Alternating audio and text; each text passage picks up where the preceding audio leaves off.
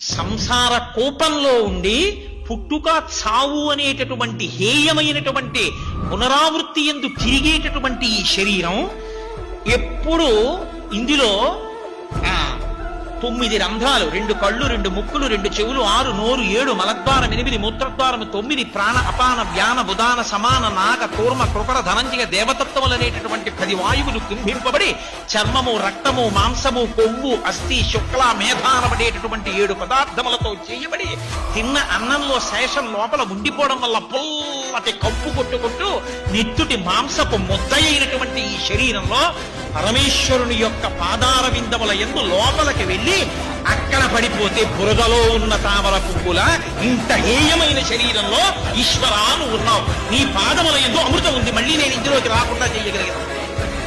ఇది సత్యం తత్తేన పరిశించామి. తిన్న అన్నం ఎందుకు పనికి రావాలో తెలుసా? శరీర బలంతో మదంతో తిరగడానికి కాదు. ఈశ్వర, ఈ అన్నం ఏది నేను తింటున్నానో ఇది దీనిని ఋతుమంతమును చేసి సత్యమును తెలుసుకున్నట్టు సాధనము చేయుగాక. కాబట్టి భోజనం చేసేటప్పుడు సత్యం తత్తేన పరిశించామి అని నీళ్ళు చెప్తాడు. రాత్రైతే ఋతం త్వా సత్యేన పరిశించామి, ఋతము సత్యముగాక అని అడుగుతాడు. అడిగి మనుష్య జీవిత ప్రయోజనం ఈశ్వరుణ్ణి చేరడమే.